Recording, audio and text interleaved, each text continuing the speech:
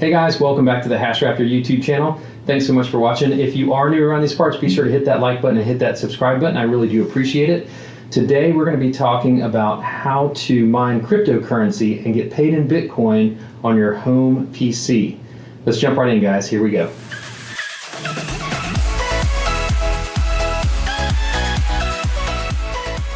Today we are going to be talking about how to mine cryptocurrency or Bitcoin using your home PC. Now, when people say they mine Bitcoin on their home PC, that's a bit of a misnomer. That's a little inaccurate, and we'll talk about that today. Really, what you're doing is you're mining other cryptocurrencies. One of the most popular out there is Ethereum, and that is being converted to Bitcoin with a lot of these just getting started beginner type applications that we're going to talk about here shortly. So the idea that you can mine at home and earn Bitcoin, that is absolutely correct, but you're actually mining other coins. And again, we'll get into that here in just a minute. Now, before we do a deep dive on all the things I want to talk about, a few things. I do have a lot of experienced miners that watch this channel, and this is one where you're probably just going to want to sit on the sidelines and provide some feedback for those folks that are just getting started. We've had such a nice run up in cryptocurrency earnings recently. I am getting the number one question, comment, suggestion I'm getting is to provide some very basic information on how to get started mining. Now, some of the most common questions I get are, I want to mine at home, but what is a wallet? And what is a miner? How do I overclock safely? And how do I turn that into USD or some other local fiat currency? Now, I will talk you through all of that today. But first, just to give you an idea, we're going to be covering some of the miners that we're going to recommend, like NiceHash, Kudo Miner, and overclocking software like Afterburner. And one nice wallet that I do recommend is Coinomi, and Coinbase, which is sort of a bank for managing your cryptocurrency and attaching it to your bank account and converting it to USD here, at least in the United States. There's going to be some other options globally, but we're not going to spend a lot of time on that. It's mostly going to be how do I start mining and how do I start earning cryptocurrency. So that being said, there's a few websites I want you to bookmark that you're going to visit often, and then you're going to come up with your own preferences on where you like to go, maybe as alternatives to some of these suggestions that I'm going to give you. So the first one is going to be CoinMarketCap, and this is where it just lists out all of the top cryptocurrencies. You actually can keep going down the list. There's quite a few, as you'll learn, out there, but this is a good place to stop in and check what's going on. You can search for cryptocurrencies, and this is one that's often referenced in the mining community. The second is What to Mine. So it's whattomine.com. And by the way, I will leave all of these links in the show notes. So you can go one by one, click on these and bookmark them, and you'll be set and ready to go. Now, What to Mine is important because people ask me, what do I need to get started? And the first question I have is, what kind of machine are you running on? Do you have a desktop gaming rig? Maybe you're a student that's at a university and you have free electricity, or maybe you're at home and this is a productivity machine. All of that's just fine. We'll talk a little bit about that, but those are probably your best options to get started mining. Let's say if you have a gaming PC with a GPU inside it. Now, I will put a little asterisk beside things like laptops real quick. I do not recommend mining on laptops at all. There's so much heat that's generated, and I think you've got a better chance of damaging your laptop than actually mining anything significant. Now, if you watch this video and you decide to take on the risk of managing your own power settings, just turn them way down and really just use the laptop to learn. How do I create an account with a pool? How do I start mining? What are miners?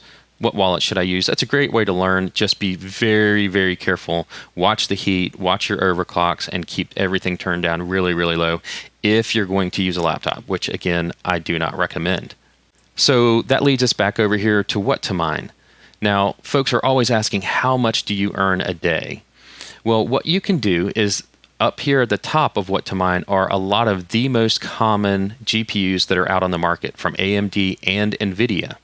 And if you click on one of these, by default, it's got an AMD RX 480 selected. and it's got 3 of them selected. This is the number of GPUs, and this is the GPU that you're saying that you have. So let's turn that off for now.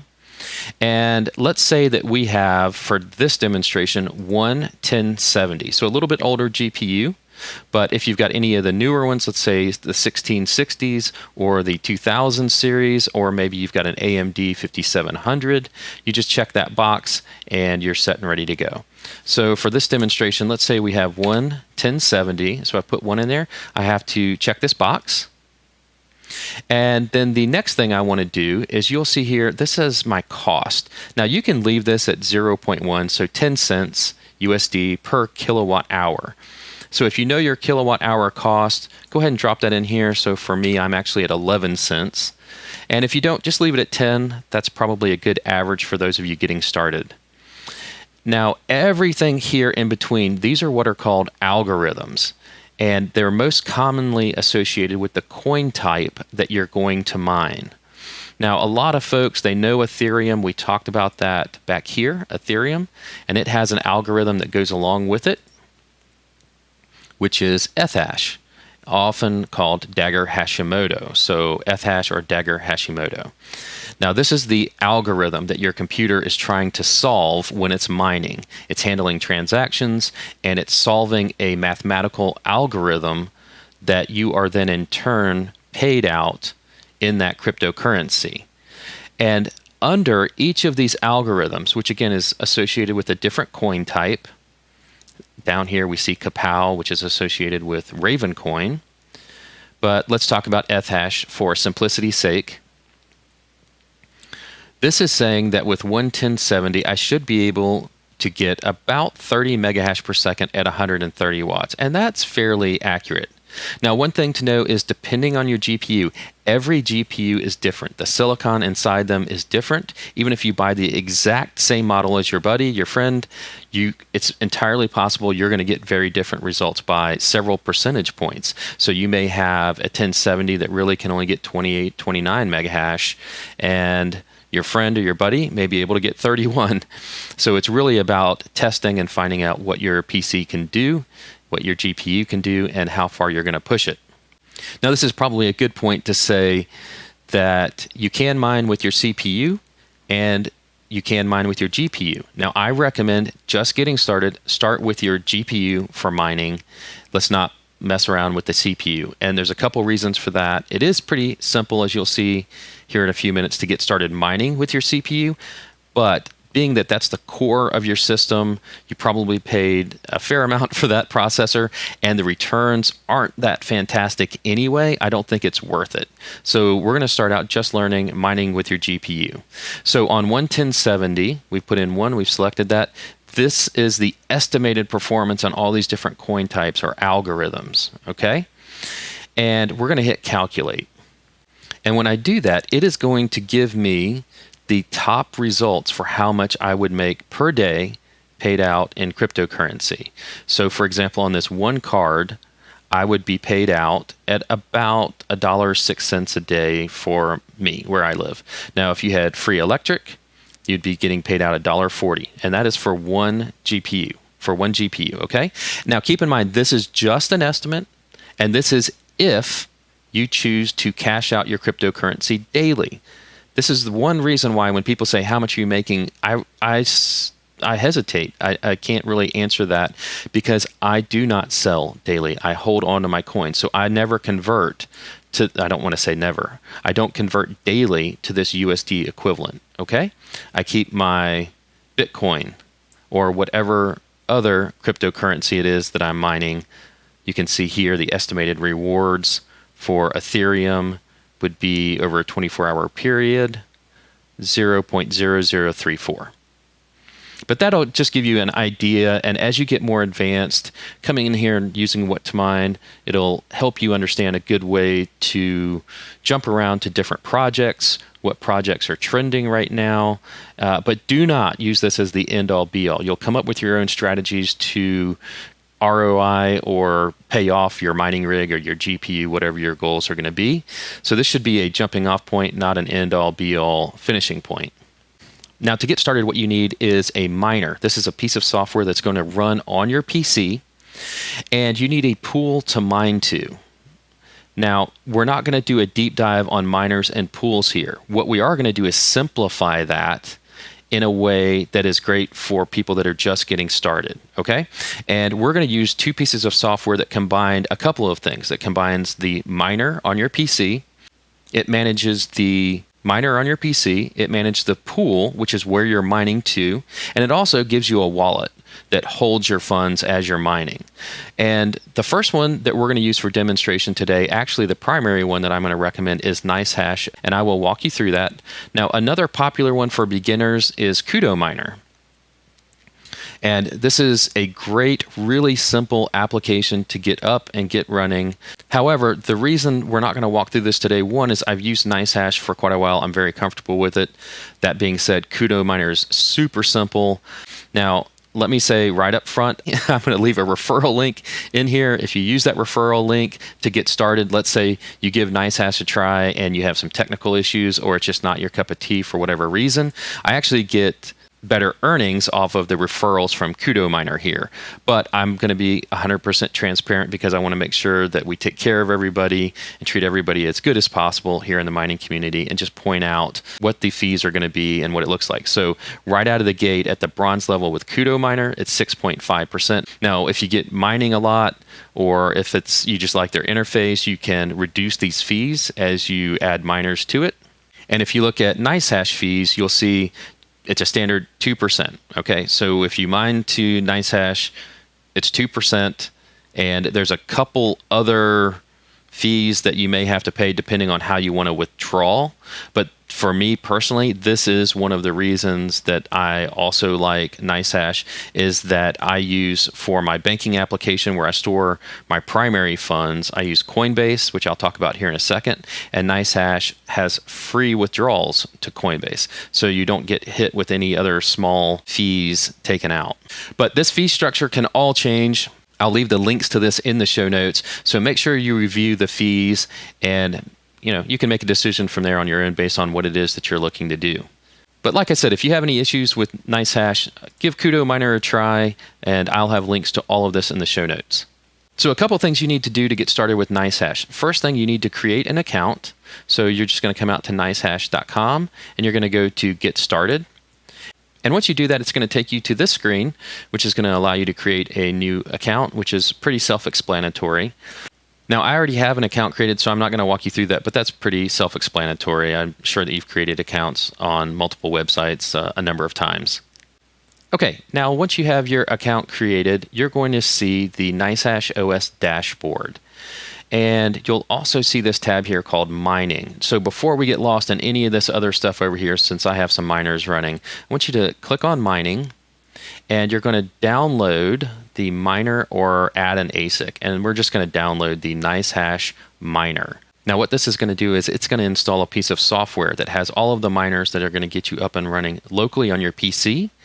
It's for AMD and NVIDIA graphics cards, and it supports both Intel and AMD CPUs. Now, what this video does not cover is any assumption of liability. So when it asks you to review the terms and agreements, make sure you do all of that. When it warns you about running miners and what the security risks are there, be sure you read all of that because that's up for you to do your own research on. Later, as you get more advanced and you start building out rigs, you may want to consider NiceHash OS, but that's definitely a bit down the road. I do have some videos on that, but we're not going over that today. So you're going to download the NiceHash Miner. Again, make sure you do your own research on all of the terms and agreements and disclosures that it gives you. Okay, now while that's downloading, another thing that you need to go get is an overclocking utility, which is most common with miners in Windows, which is called MSI Afterburner. Now you may have this already on your machine if you're a gamer, but if not, I'll leave the link in the show notes below. And there are different overclocking packages out there. Again, this is the one that's probably the most common. When you see overclocking videos, this is what you're going to see people using. You're going to download Afterburner, and again, make sure you read all of the terms and agreements and make sure that you're good with all of that. Now, while both of those are downloading, I just want to point out the Coinomi wallet again. There's lots of different wallets that you can use to permanently store your funds, and there's lots of things that you need to know about that. We're just covering the very, very basics in this video, so I'm not going to do a deep dive on private keys or anything like that. But I am asked just generically, hey, if you want a wallet, what do you like to use? I like using Coinomi because it supports a lot of different coin types that when you mine those, you can store them in your Coinomi wallet and you can have all of that while you're on the go. And it's just really, really easy to get access to that. There's versions for Mac, for Windows, for Android. There's even one available for Linux. Personally, I use the iPhone iOS Coinomi app, and it's worked great for me for quite a while. And then lastly, we're not going to do a deep dive on this one either today, but I am often asked, how do I get my funds out? So I've earned some Bitcoin. How do I turn that into cash? Now, a couple things to think of. Let's say you've earned, whether it's Bitcoin or Ethereum or others, there's actually stores that you can go to and spend that coin. You don't have to convert that to your local fiat. But if you're going to convert it to, let's say, USD, I use Coinbase. I'll have the referral link below. And what you can do is actually connect your Coinbase account to your bank account. And I've used this for several years. It's fairly secure. Just make sure you read all of the terms and agreements and make sure you're good with everything that they have. And when you want to withdraw from NiceHash, you can have it go straight into your Coinbase account, which can then be converted to USD. And if you needed to, and vice versa, if you actually wanted to buy some cryptocurrency, you can do that in Coinbase as well.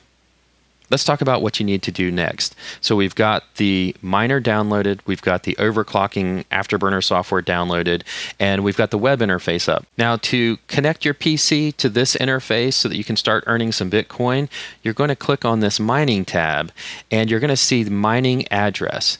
And if you tap on that, it's going to give you the Bitcoin wallet address that is associated with your NiceHash account here. So just tap on that and then copy that Bitcoin address. And by the way, congratulations, you now have your first Bitcoin address. And you say, well, why do I need the Coinomi wallet, or why do I need Coinbase? Couldn't I keep it here? Yes, you could, but it's not generally a best practice to keep your Bitcoin or your other cryptocurrency stored long term in the pool that you're mining to. Typically, you want to mine it and get it out of there. So that's just a suggestion. So you're going to close your browser and you're going to open up the NiceHash miner software that you've installed on your PC. And this is assuming, again, that you've agreed to all of the terms that are associated with this particular miner. Now, once you're first installing this, it's going to actually ask you what your Bitcoin address is. It's going to give you a couple options. You can use the login from the website, or you can just use your Bitcoin address, whichever is easier for you. Typically, I find it easier just to drop in my Bitcoin address. Or you can click on this gear icon and you can drop in your Bitcoin address there. And once you do, any benchmarking, any mining that you do from now on will be mined to that address, and you will see it pop up in the web interface. You'll see all of your earnings. Okay, so the question comes up every now and then about Windows Defender and whether you should run it. A lot of experienced miners turn Windows Defender off altogether. And if you're building a standalone mining rig running Windows, that's certainly an option, but you do it at your own risk. If you are using this on a gaming machine or a productivity machine, you probably are going to want to leave that running. So what you can do is set exceptions, and you can do that manually, or if you come and click on this bell, you will see that there is an option within NiceHash now that says Add Windows Defender Exception. And if I click on More Info, would you like to add NiceHash Miner root folder to the Windows Defender exception? Now, if you don't know what this means, if you're not willing to accept the risks, if you haven't read the terms and agreements with NiceHash, don't do this, but I have, so I'm going to add the exception myself. Now it asked me for administrative approval. I gave it, and now that access has been granted. Now you may still get some future requests from Windows Defender, maybe when a miner updates or it downloads a new miner, and you would see those over here in the plugins. If you install one on your own, maybe you do some of your own research and you decide to install one of these additional miners, then you could do that from here. And it may ask you if you want to allow those exceptions. But that should set you up with Windows Defender so that you won't get any issues when you're benchmarking or mining. Now there's a couple additional settings I want you to hit here real quick. So if you come to this gear icon and click on that, I mentioned that you could input your Bitcoin address here if you haven't done it during installation, but you also have some other options in here as well. First and foremost, dark theme is a must. It's really just a preference, but I always love the dark theme. And then the second one is your service location. This one's really important. So by default, it may not be set to your country of origin. So for default, for me, I believe it was Europe. And you want to change that to USA or whatever country that you're in. And that way, when you're mining, the ping rate or the latency between you and the pool that you're mining to is as low as possible. Because once you get above 100 milliseconds, it does start affecting your mining performance.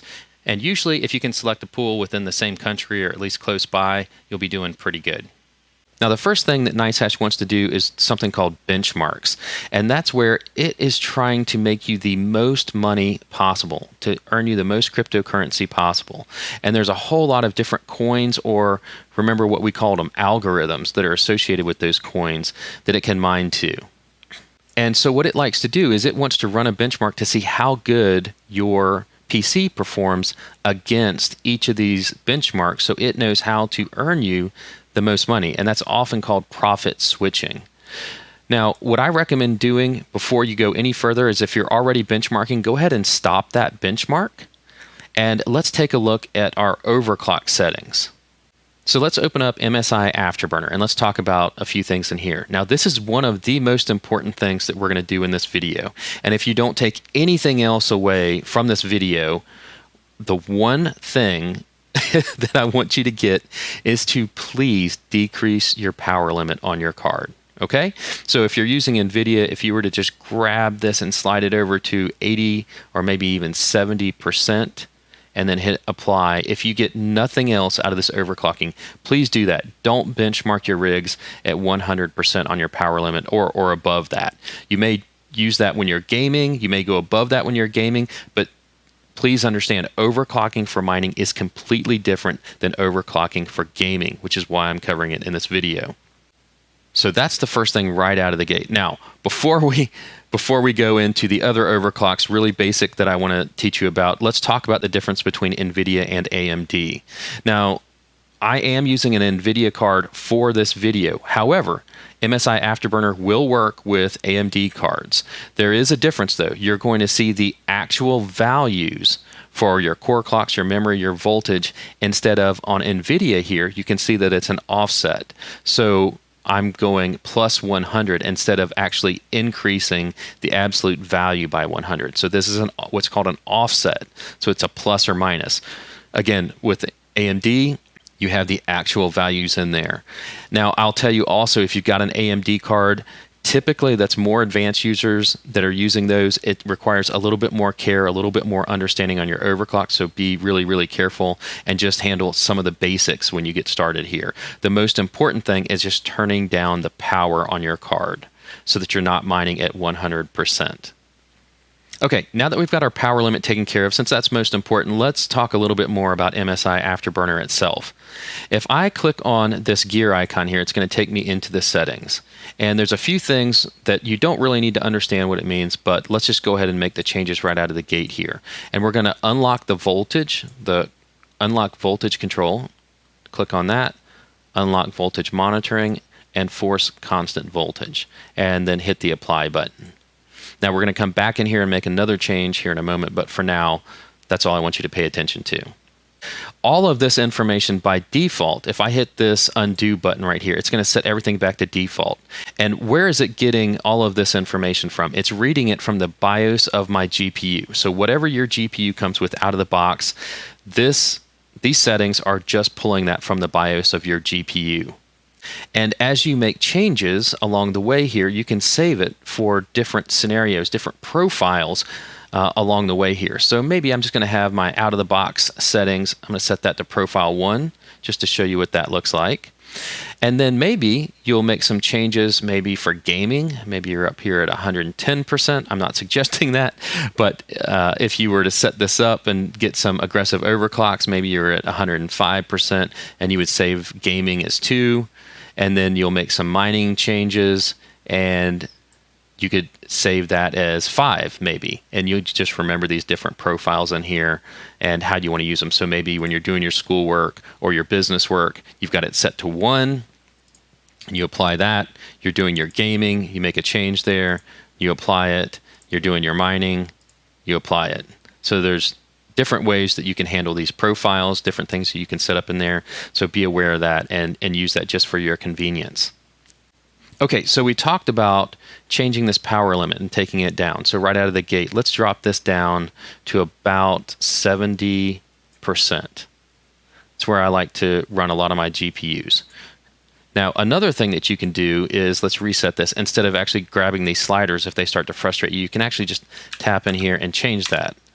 So if I change it to 80%, notice that it changed the temperature limit as well. And what the temperature limit does is it creates a performance curve that determines the performance of your PC, whether you're mining or gaming or whatever it is that you're doing. Now, right out of the gate, notice that we had a temperature limit of 83 degrees Celsius. So what I recommend is, since that's what the BIOS has set as default, 83 degrees is pretty much, I mean, that's a bit hot, but that's okay.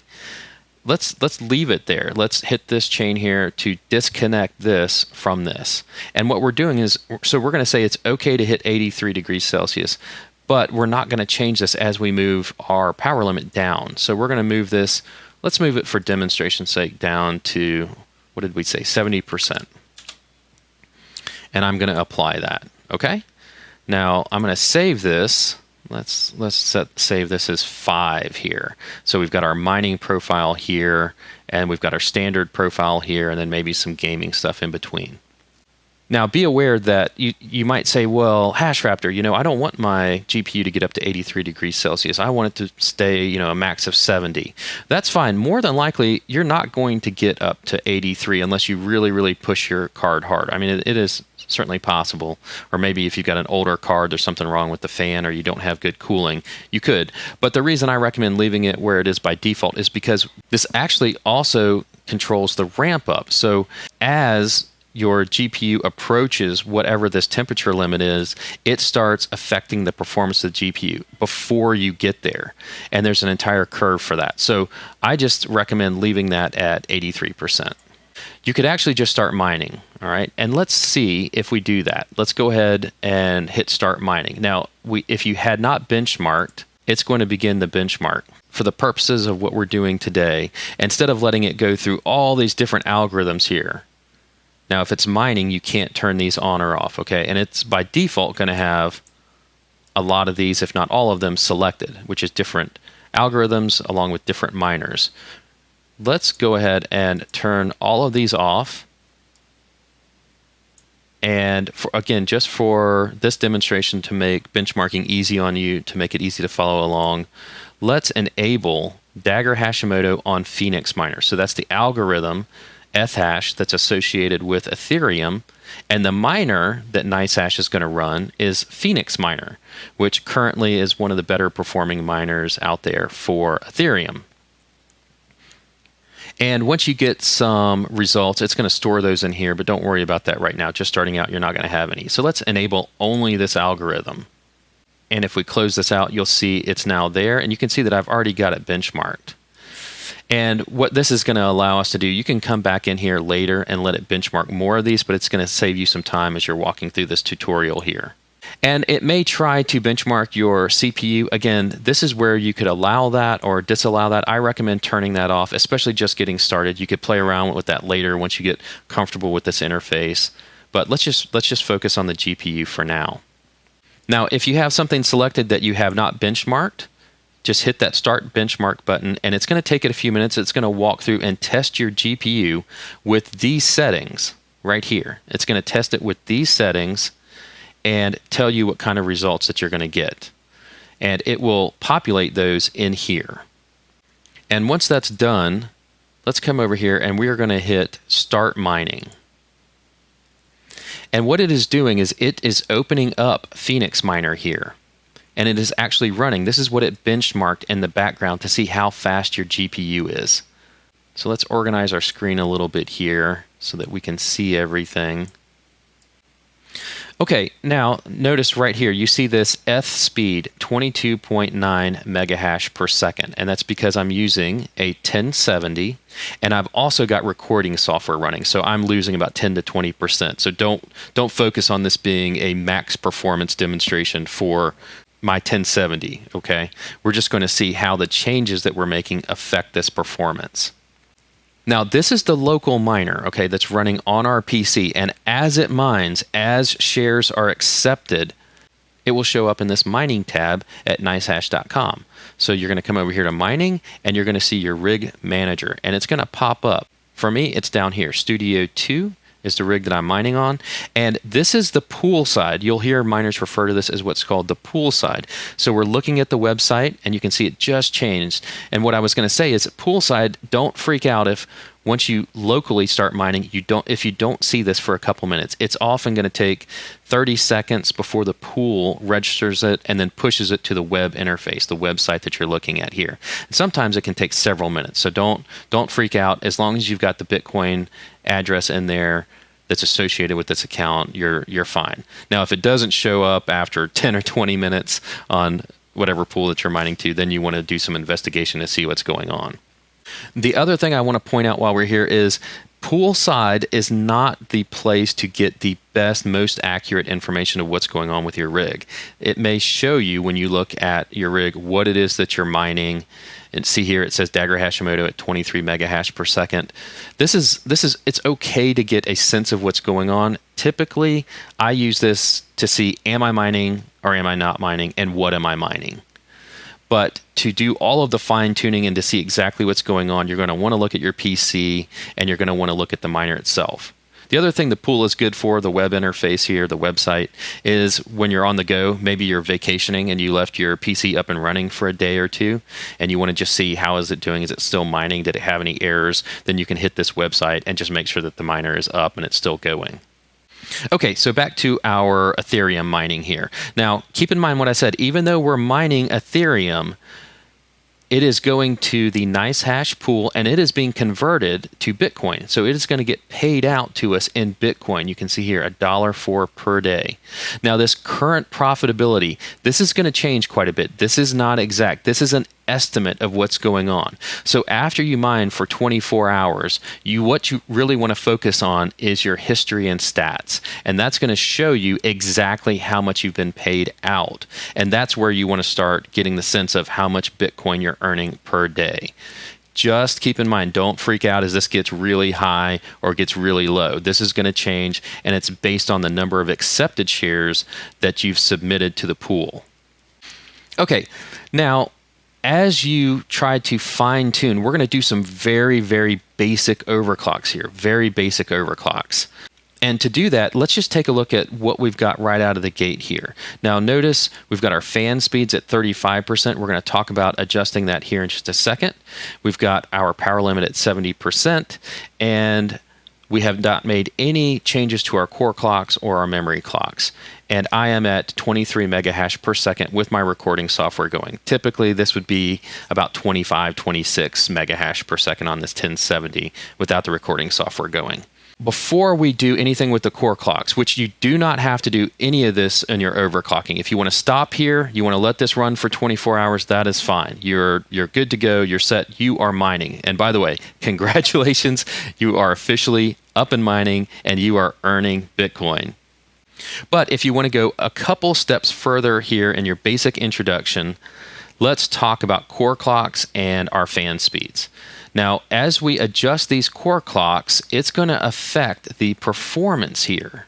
And you would think that by increasing the power, that would also increase the performance. Now, with some algorithms like Ravencoin's Capal, it definitely does. There's a one-to-one correlation, but for the most part in cryptocurrency mining, it's all about efficiency. What is the right power limit to get the most bang for your buck so you're not wasting electricity? Usually once you get to 80% and above, you're really wasting electricity and you're not getting that good of return on your hash rate. Now, where you will get a decent return is increasing these core clocks and these memory clocks. And I'm just going to show you some very basic, safe memory clocks to go over today. Now, as you learn and you start watching other videos, don't get too freaked out as you maybe start to test the limits of your GPU. You might crash your machine. In almost all cases, that's recoverable. You're really just crashing that instance, and then you reboot your PC. But definitely when you're playing with overclocks, do it at your own risk. But just know that what you're doing is within the limits of the BIOS of the GPU that you've got. So, I mean, it's pretty safe. It's pretty safe. So before we do anything else, I want to talk about fan speed. A lot of miners that I know, they come in and they turn this auto off. So what auto is doing is it is adjusting the fan speed based on the temperature. And notice that my GPU, it's starting to get up there above, it's at 70 degrees now. I don't usually like my GPUs getting that warm. So a lot of my friends and other miners I know, they'll actually turn this off and they'll set this to maybe 70 or 80% and apply that. And what that will do is it will start bringing this temperature down. And when you did that, you probably heard your PC sitting beside you. You probably heard the GPU fan start spinning up because you just went from 20% to 80%. And again, a lot of folks I know, they just set it to that. They pick a number that works for them based on the settings they have, and they just leave it. Now, another thing that you could do, just to take a look at, is you can actually come back in here to the settings, okay, our settings button. And if I come over here to fan, and enable user-defined software automatic fan control. So if you left this on auto out here, whatever temperature this gets at, this is what the fan's going to do. This is the percentage that it's going to ramp up right here. And you can see at 70 degrees Celsius is where it starts to ramp up to full. And you can change this based on, now, and I have already changed this on previous settings, but you could change this based on how aggressive that you want to be with your fan control. So for example, you could say at 30 degrees, let's go ahead and ramp up the fan to 45%. And at 50 degrees, let's go ahead and ramp it up to 70%. And maybe I want to be at 100% down here at 60 degrees Celsius or 65. So this is a way that you can control that ramp up. And then once you get something that you like, you may toy around with this a little bit. You can hit the apply button and hit OK. But like I said, keep in mind, and that's if you're going to use this auto button here. All right. Most folks that I know, they find a fan speed that works for them, and they just turn this off, manually set it, and hit the apply button, and they're off and running. Now, the last thing I want to talk about is these basic core clock settings. Now, most NVIDIA GPUs, like the one that we're doing the demonstration here with today, can take 50 to 100. Some of them, let's say the 10 series, upwards of 200 megahertz on the core clock. Now, the 1660 series, they like to be under 100 on the core clock. And really, mining Ethereum, you could leave this at 0 or even put it as a negative. So if you're on a 16 series, just leave this at 0. If you're on a 10 series or maybe a 20 series, let's do a really safe overclock here just to get your feet wet and change that to 50. And we're going to apply that. Now, once we apply this, let's keep an eye on this F speed here. So we're going to go to 50, and on our memory, let's do a very basic 250. Now we've got both those changed. Let's apply it, and let's see if we see an increase from 23.2 and see what happens.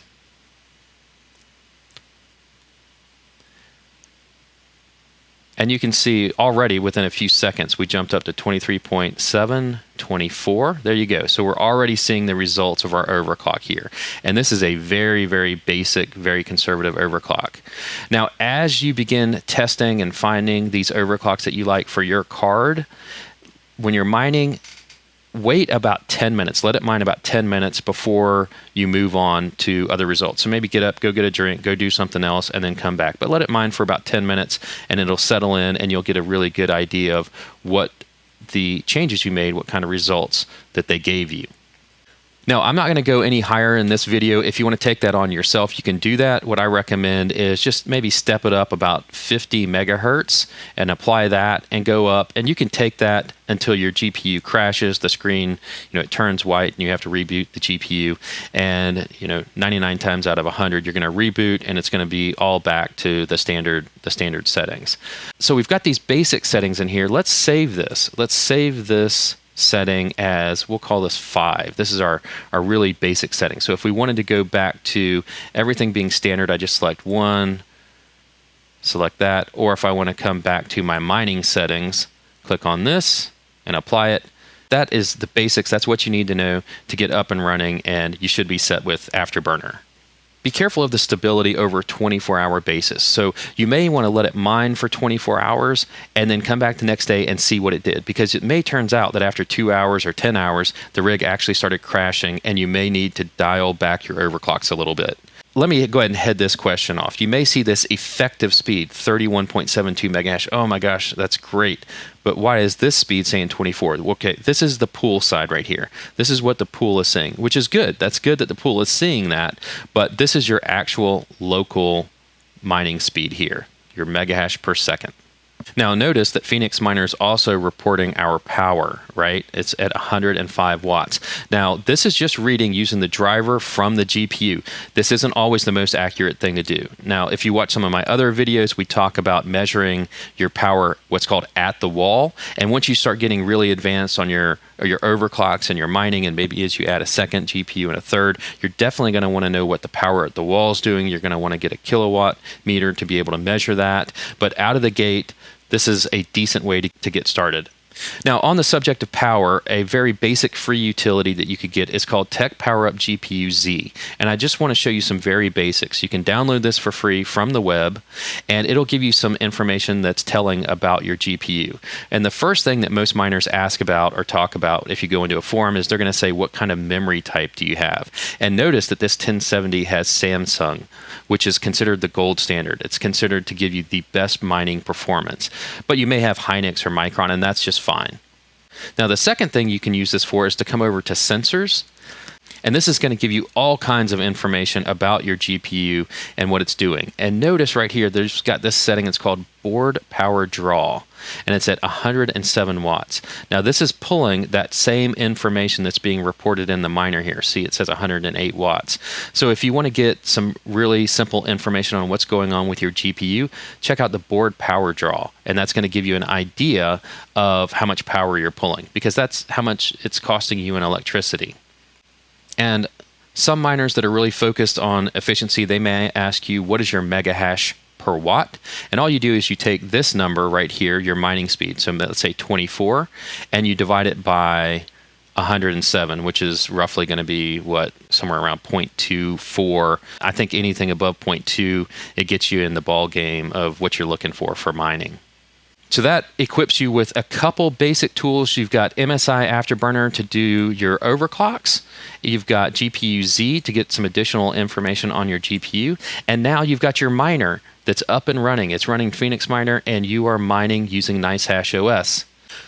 All right, this video is definitely running really long, but I needed to get this video out for those that are just getting started. So if you know someone that's wanting to get started with a home PC, feel free to send them the link to this video, and this should get them up and running. If there's anything I missed, if there's anything I misspoke on, or if you've got questions or comments, please leave that in the comments section below. And all of the links to this video will also be in the description below.